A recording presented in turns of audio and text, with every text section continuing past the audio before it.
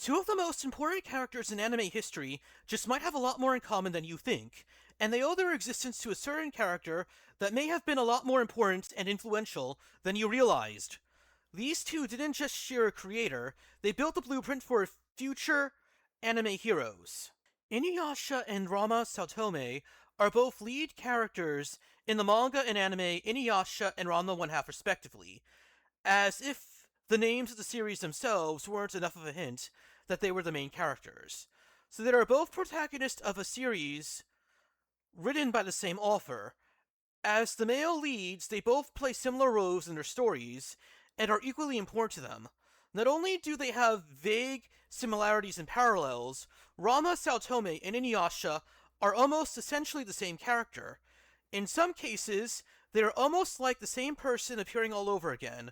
Because they are two key central characters in the author's most popular series, delving into what makes them up as characters can help people understand these series better, so we can look at what these characters are composed of and what makes them tick. Ranma and Inuyasha are interesting to compare because they occupy different genres while still feeling remarkably alike. One exists in a modern martial arts romantic comedy, while the other exists in a fantasy adventure filled with demons and ancient magic.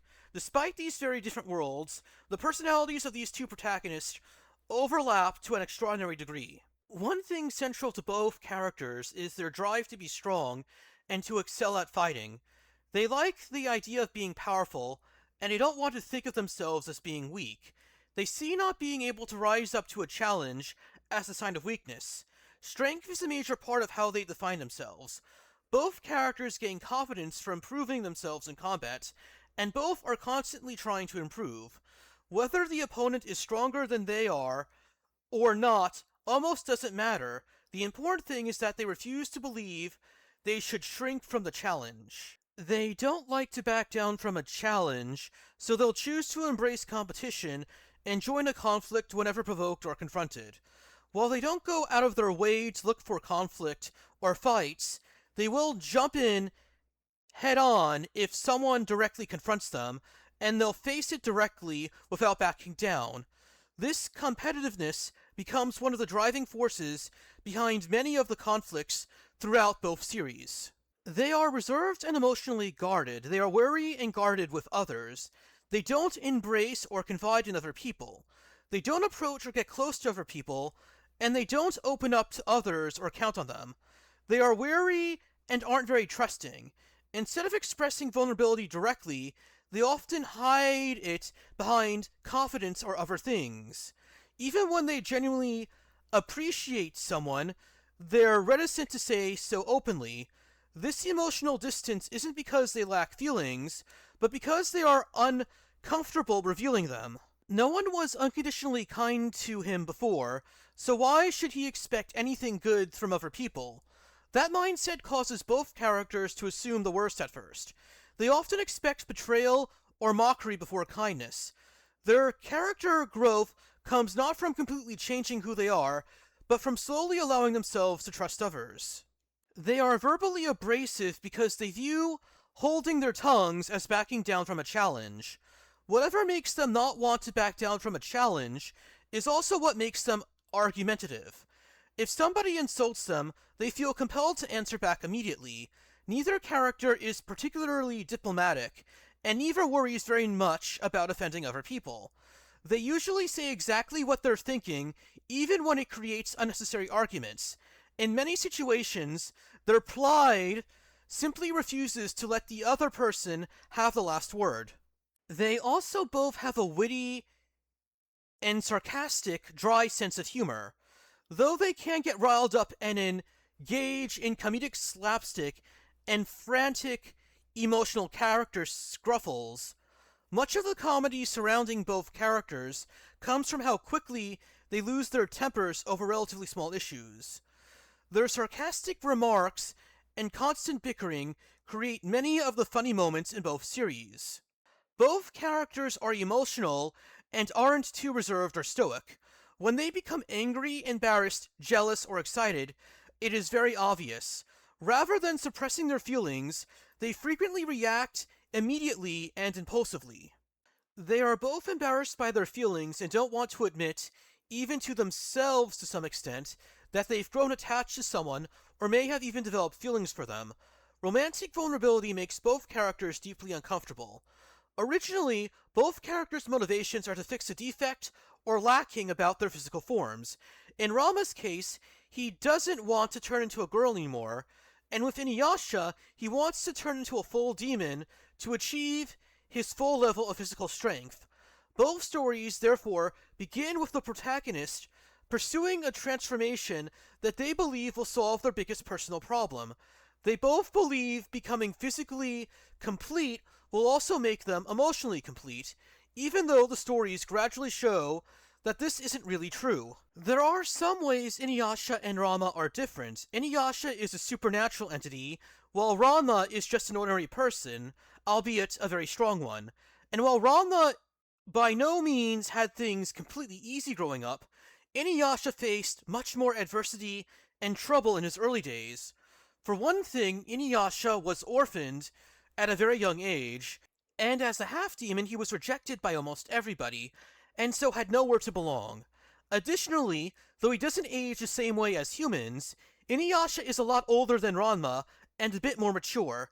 These differences explain why Inuyasha often has a slightly more cynical worldview than Ranma.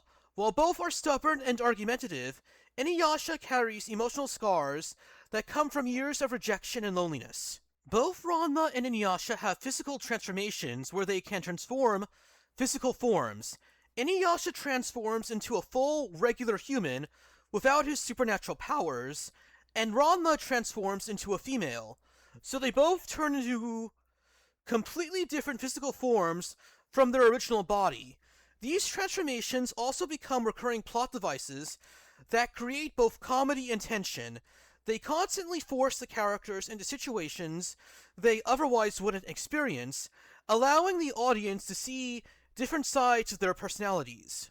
However, this is also a big difference between the characters. Inuyasha's transformation is brief and only occurs a small minority of the time.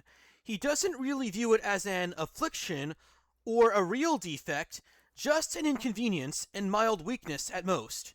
Inuyasha has been this way all his life, so he views it as normal, and not as a shortcoming or failing. Instead, he mainly worries about becoming vulnerable while enemies are nearby. Outside of those dangerous situations, his human knight is simply something he has always lived with. Whereas Ranma views his condition as a complete calamity.